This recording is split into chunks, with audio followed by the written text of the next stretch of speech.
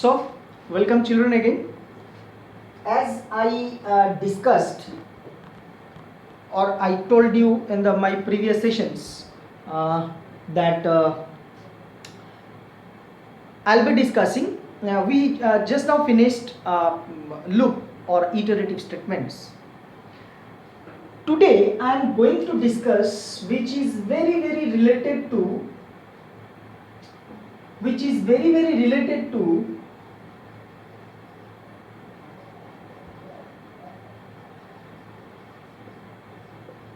loop as well as decision making structure is the jump statement.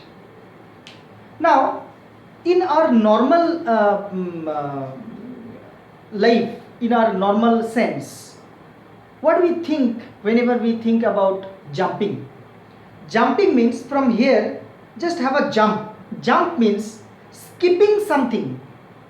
Whenever I jump, so I am skipping. Suppose if I jump 5 feet, that means I am jumping some 2, 3, 4. These 3 feet I am jumping, right? So jumping means, suppose I am here, I am jumping over here. That means I am not at all working with this. Try to understand. Jumping means I am skipping. Skipping means I am not at all encountering this. I am skipping this, having a diversion and moving over here directly. Whenever we do this in the program, this is called jump statement. Hope you understood. Again I am telling, jump statement means taking the flow of the program from one place to another place, skipping some lines of codes, because these lines of codes are skipped. So I am moving my flow or flow of control from this place to this place. This can be done by using jump statement, right?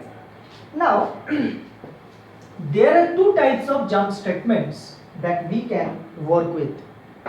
Now these two types are, one is called break, another one is called continue. One is called break, another one is continue. So these two are the jump statement. Both can be used for skipping some particular lines of codes. Now let's see how we or what is there in break. From the name only we can easily understand that break is something which breaks something, which breaks the structure and terminates, which breaks and terminates. Suppose if you are using a break statement inside a loop. Now whenever you write a loop, suppose the loop is supposed to execute or iterate for 10 times. But what happens is you have given break inside the loop. Then what is going to happen? Obviously it will not execute 10 times, it will not iterate 10 times because it has break inside. Whenever the flow or the control of the program will encounter break, it will terminate. That means the loop will be broken and it will not at all moving for 10 times that it was supposed to. But in case of continue is what? It is also jump statement, but there is a different concept while working with continue. Now whenever I write a loop for 10 times, as I said in case of break also. Now what happens, there must be a body of the loop that every time it iterates, it will do this job. Every time the loop iterates, it will do this jobs, right? Now in case of continue, whenever the control will encounter continue, then what will going to happen? It will not execute the present loop. Try to understand. It will not execute the present loop. It will skip this present iteration and it will move to the next iteration. Suppose I am going to display 10 times hello. Then for break, suppose if I write a condition that when the counter will have 5, then it will break. That means for 4 times it will display hello, but at the 5th iteration it encounters break and it will terminate. So that means what? The loop iterated for 4 times and in the 5th time it got terminated. So I could not see the line hello, the word hello 10 times. I saw how many times? 4 times for an example. And after that the loop got terminated. But in this case what is going to happen? Now suppose I have written a condition that whenever the counter will be 5, it will continue. So what will happen till 4? 4 hellos displayed. 4 hellos displayed. Now whenever 5 came, the counter value came 5, then it encounters continue. Then what will happen? It will not execute that particular iteration. It will move to the next iteration. That means 1 hello will not be printed. It will start the next iteration. That means the 6th hello I will see. So I will see first, second, third, fourth, 4 hellos. 5th hello will be skipped, and after that 6, 7, 8, 9. That means out of the 10 iteration, 1 iteration did not execute. It skipped and it moves to the next iteration and it ends till the end of the loop. So that means I can suspend one particular iteration and I can move to the next iteration. That is basically these 2 types of jump statement. In programming, this continue and break, these 2 jump statements are very, very extensively used. I will give one example just now what I told. I will write the code for it and I will tell you how it happens. Right? Okay.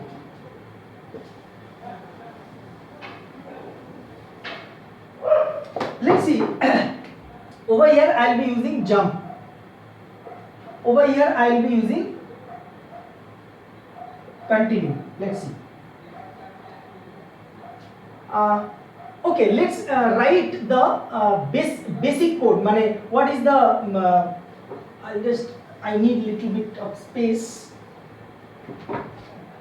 I'll just write a loop for I in range 1 to 6. I'm mentioning everything. It will start from 1, it will go up to 5. That means the loop will iterate for 5 times. I'm not writing for 10 times because I will execute it. I will show you the output. So 5 times you will be able to understand. The body of the loop, print hello, and if I write I, then what will display? It will execute for 5 times. So that means it will display hello 1, it will display hello 2, it will display hello 3, it will display hello 4, and it will display hello 5.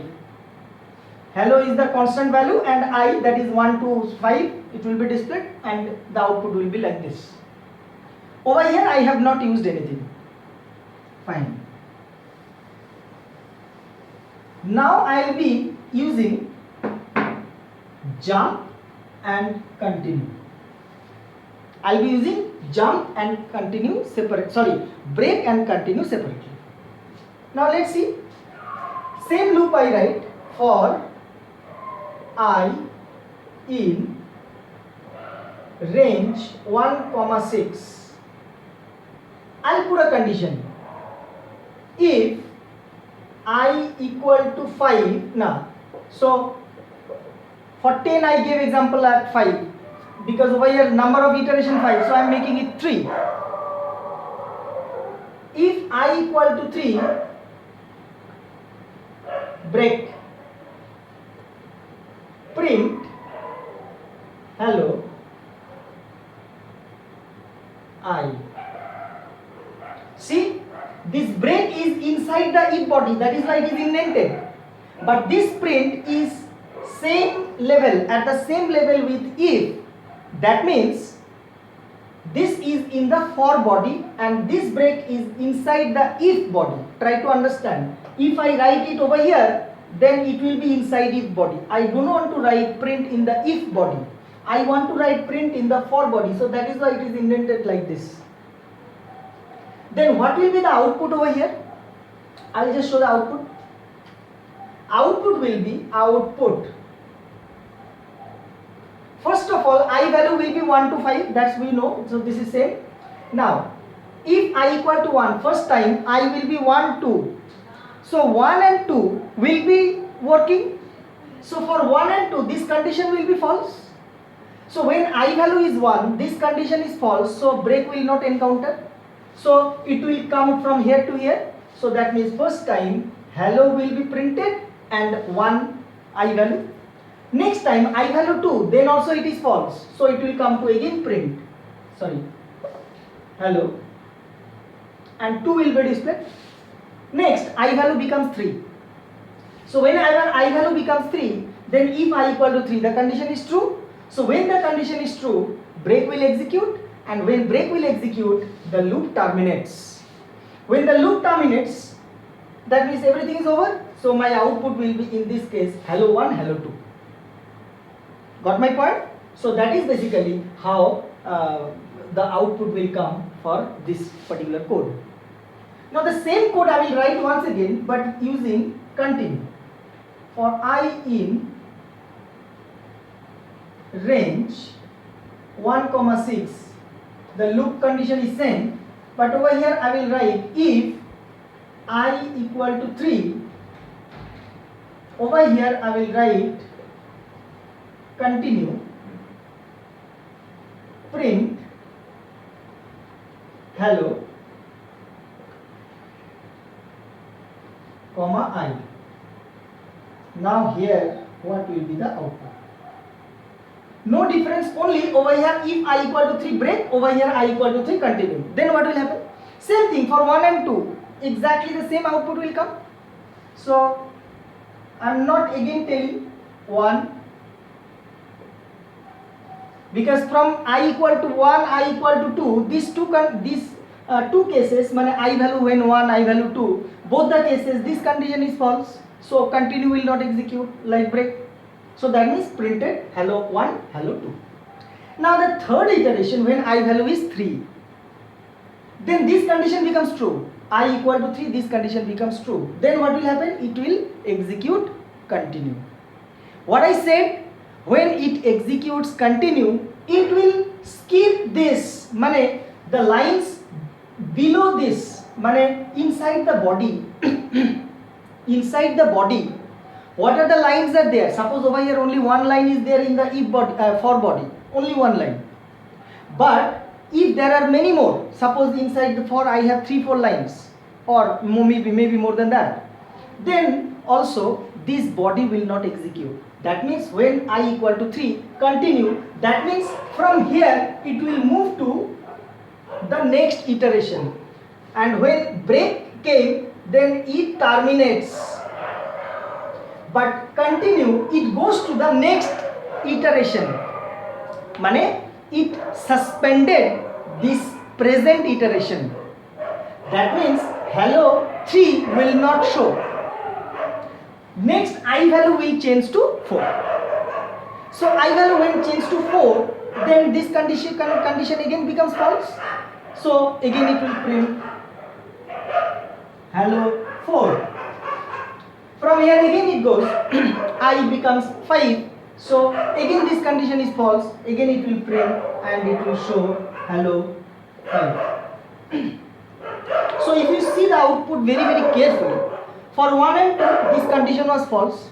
When I value is 3, so this condition was true and it was